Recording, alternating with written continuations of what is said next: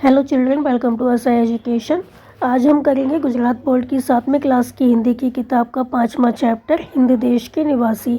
इसके हम करेंगे प्रश्नोत्तर। तो आइए देखते हैं आपका पहला प्रश्न क्या है। पहला प्रश्न है, हमारे देश की क्या विशेषता है। तो हमारे देश की क्या विशेषता है। हमारे देश में भिन्न भिन्न रंग रूप और पहनावे वाले व अलग अलग भाषाएँ बोलने वाले लोग रहते हैं। तो हमारे देश में अलग अलग रंगों के, अलग अलग पहनावे वाले और अलग अलग तरह की भाषाएं बोलने वाले लोग रहते हैं। इसके बावजूद यहाँ के लोग एक हैं। इस तरह यहाँ पर क्या है, विविधता में एकता है। यही हमारे देश की विशेषता है।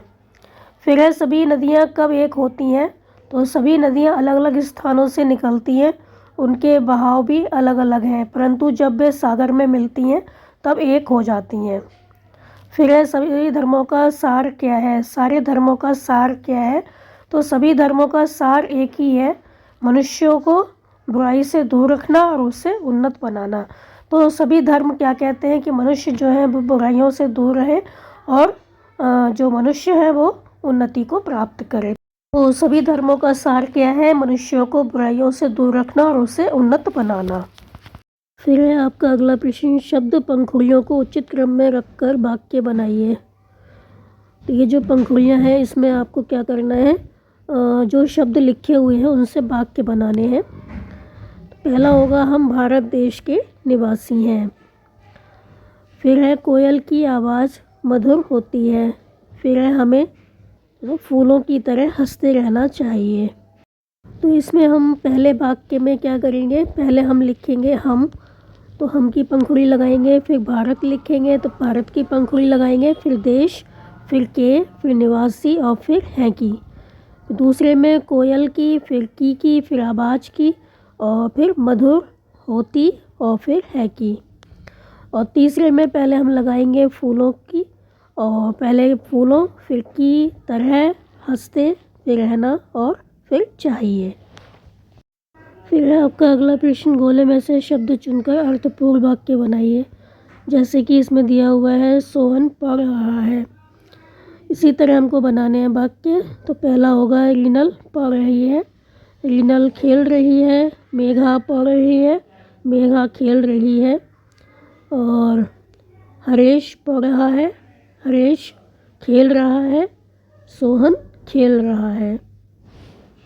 तो आप इसमें कोई भी वाक्य बना सकते हैं, जैसे कि सोहन खेल रहा है या सोहन पढ़ रहा है, रीनल खेल रही है या रीनल पढ़ रही है। तो इस तरह के जो शब्द इसमें दिए हुए हैं उनमें से आप कोई भी वाक्य लेकर, कोई भी शब्द लेकर वाक्य बना सकते हैं। फिर है आपका अगला प्रश्न, काव्य पंक्तियों का भावार्थ समझाइए। हिंद देश के निवासी सभी जन एक हैं, रंग रूप वेशभाषा चाहे अनेक हैं। तो यहाँ पर क्या कहा गया है कि हिंद देश के निवासी, भारत देश में रहने वाले जो लोग हैं, हिंद देश के जो निवासी हैं, सभी जन क्या हैं, एक हैं। यहाँ पर रंग रूप वेशभाषा चाहे अनेक हैं। तो यहाँ पर रहने वाले लोगों के रंग रूप, पहनावे और भाषाएं भले ही अलग अलग हो, परंतु वे सब लोग एक ही हैं। तो यहाँ रहने वाले सभी लोगों की मातृभूमि भारत ही है। यहाँ पर क्या है, विविधता में एकता है। भले ही यहाँ पे लोगों के रंग अलग अलग हो, रूप अलग अलग हो, उनके पहनावा अलग अलग हो, भाषाएं अलग अलग हो, फिर भी सभी लोग एक हैं, अनेकता में एकता है। फिर है आपका अगला प्रश्न, औरत और लड़की के स्थान पर क्रमशः आदमी और लड़का रखकर परिच्छेद फिर से लिखिए। तो जहाँ पर औरत है वहाँ पर आपको लिखना है आदमी, और जहाँ लड़की है वहाँ पर आपको लिखना है लड़का। तो एक मोटी औरत जा रही थी, पीछे पीछे एक लड़की चल रही थी। लड़की छोटी और पतली थी। औरत को पता चला तो घूरकर बोली, ए लड़की, मेरे पीछे पीछे क्यों चल रही है। लड़की भोलेपन से बोली, मैं तो केवल छाँव के नीचे चल रही थी। तो आपको जहाँ पर औरत है वहाँ पर आदमी लिखना है और बाकी को बदलना है, और जहाँ पे लड़की है वहाँ पर लिखना है लड़का। तो एक मोटा यहाँ पर लिखा है, एक मोटी, तो यहाँ लिखना है हमें, एक मोटा आदमी जा रहा था, पीछे पीछे एक लड़का चल रहा था। लड़का जो था वो छोटा और पतला था। आदमी को पता चला तो घूरकर बोला, ए लड़के, मेरे पीछे पीछे क्यों चल रहा है। लड़का भोलेपन से बोला, मैं तो केवल छाँव के नीचे चल रहा था। मतलब जो आदमी था वो मोटा था और लड़का जो था वो पतला था, तो उसके पीछे पीछे चल रहा था ताकि उसको धूप ना लगे। तो लड़का जो था बहुत भोलेपन से बोला, मैं तो केवल छाँव के लिए छाँव के नीचे चल रहा था। फिर है आपका अगला प्रश्न, निम्नलिखित प्रश्नों के उत्तर लिखिए। हिंद वासियों में कैसी विविधताएं हैं? तो हिंद वासियों में मतलब हिंदुस्तान में जो लोग रहते हैं उनमें कौन कौन सी विविधताएं हैं? आंसर होगा हिंदवासी अलग अलग रंग और रूप के हैं, उनके पहनावे अलग अलग हैं, वे अलग अलग भाषा बोलते हैं, वे अलग अलग धर्मों को मानते हैं। इस प्रकार हिंदवासियों में अनेक प्रकार की विविधताएं हैं। तो हमारे भारत देश में अलग अलग स्टेट हैं, अलग अलग स्टेट में अगर जाके देखें तो उनके जो पहनावे हैं वो अलग अलग होते हैं, उनकी जो भाषाएं हैं वो अलग अलग होती हैं। यहाँ पे बहुत से धर्मों के लोग रहते हैं। तो इस प्रकार हिंदवासियों में अनेक प्रकार की विविधताएं हैं, बहुत अलग अलग चीज़ें दिखाई देती हैं। फिर है माला में कौन कौन से फूल एक रूप हुए हैं? तो माला में बेला, गुलाब, जूही, चंपा, चमेली आदि तरह तरह के फूल एक रूप हुए हैं।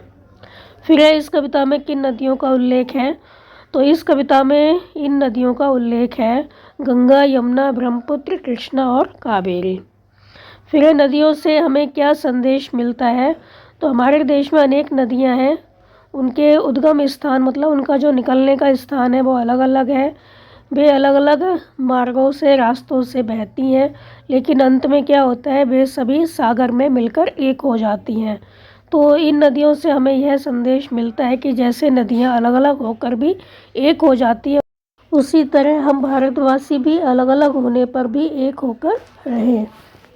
फिर आपका अगला प्रश्न है, कोष्ठक में जो शब्द समानार्थी नहीं है मतलब समान नहीं है उस पर आप गोला लगाएंगे, और जो समानार्थी शब्द हैं उन पर आप वाक्य बनाएंगे। तो आपको देखना है प्रत्येक कोष्ठक में कौन कौन से शब्द हैं जो एक जैसे हैं, मतलब जिनका अर्थ एक है, और उन पर आपको वाक्य बनाने हैं, और जो अलग है उस पर आपको गोला लगाना है। तो पहला जो कोष्ठक है उसमें पंथ, राह और रास्ता एक ही है, मतलब पंथ माने भी रास्ता होता है, राह माने भी रास्ता होता है, और रास्ता माने भी क्या होता है, राह होता है, पंथ होता है, कुछ भी बोल सकते हैं। तो एक दूसरे के ये पर्यायवाची हैं। तो पहला है पंथ, तो हम बनाएंगे यह पंथ सरल नहीं है, मतलब ये रास्ता सरल नहीं है। फिर है राह, मुझे नई राह मिल गई। फिर है रास्ता, यह रास्ता बहुत ख़राब है। तो यहाँ पर जो पैर है वो अलग शब्द है। फिर है कुसुम, पुष्प, कांटा और फूल। तो कुसुम, पुष्प, फूल ये एक दूसरे के पर्यायवाची हैं, और कांटा जो है वो अलग है। तो पहला है कुसुम, तो यह चमेली का कुसुम है, मतलब यह चमेली का फूल है। पुष्प, कमल के पुष्प कीचड़ में खिलते हैं। फिर है फूल, फूल मुझे बहुत पसंद है।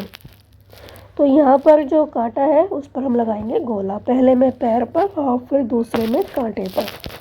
फिर अगले कोष्ठक में अनूठा, अनोखा और निराला एक दूसरे के पर्यायवाची हैं। तो यह चर्चा के लिए अनूठा विषय है, अनोखा विषय है। और अनोखा का हम बनाएंगे, उसने अनोखा रास्ता पकड़ा। फिर है निराला, आपका हर ढंग निराला है। फिर है चौथा जन, मनुष्य और मानव, ये एक दूसरे के पर्यायवाची हैं। जन का कोटि कोटि जन तिरंगे को बंधन करते हैं। फिर है मनुष्य, दुनिया में तरह तरह के मनुष्य रहते हैं। मानव, जिसमें मानवता हो वही मानव है। तीसरे में आम और चौथे में स्त्री, जो शब्द हैं वो अलग हैं, तो उन पर हम लगाएंगे गोला। तो तीसरे में अनूठा, अनोखा, निराला ये एक जैसे हैं, एक दूसरे के पर्यायवाची हैं, आम अलग है। और चौथे में जन, मनुष्य और मानव एक दूसरे के पर्यायवाची हैं, और स्त्री जो शब्द है वो अलग है। फिर आपका अगला प्रश्न है, मीना आज तू चुपचाप क्यों बैठी है? प्रियंका है वो पूछती है, मीना आज तू चुपचाप क्यों बैठी है, मंदिर नहीं जाना? तो मीना कहती नहीं, मेरा मन नहीं लगता। प्रियंका, अरे हाँ, आजकल तुम बहुत खेल रही हो ना? तो मीना कहती है मैं क्रिकेटर बनना चाहती हूँ पर मुझे खेलना रास नहीं आया। तो प्रियंका पूछती है क्यों? मीना कहती है कल मैं मोहल्ले में खेल रही थी, तब गेंद ने सीमा मौसी के घर की खिड़की का कांच तोड़ दिया, तो उन्होंने माँ से शिकायत कर दी। तो प्रियंका कहती ओहो, अब समझी उदासी का राज, खेलते समय दूसरों का भी ख्याल रखना चाहिए। तो मीना कहती है आपकी बात बिल्कुल सच्ची है, अब मैं ध्यान रखूँगी। तो यहाँ कहा गया है, अब आप बताइए उपर्युक्त संवाद में, जो ये संवाद है इसमें व्यक्तिवाचक संज्ञाएं कौन कौन सी हैं? आंसर होगा प्रियंका, मीना और सीमा। ये क्या है? व्यक्तिवाचक संज्ञाएं हैं। इसमें अगला प्रश्न, इन व्यक्तिवाचक संज्ञा शब्दों के लिए जिन शब्दों का प्रयोग किया गया है उनकी सूची बनाइए।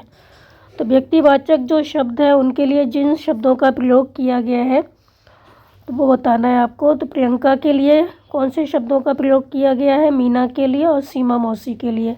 तो प्रियंका के लिए किया गया है आप शब्द का प्रयोग, मीना के लिए तू, तुम, मेरा, मैं, मुझे, और सीमा मौसी के लिए उन्होंने। फिर है आपका अगला प्रश्न, नीचे दी गई परिभाषा को पूरा कीजिए। जो शब्द रिक्त स्थान के स्थान पर प्रयुक्त होते हैं उन्हें सर्वनाम कहते हैं।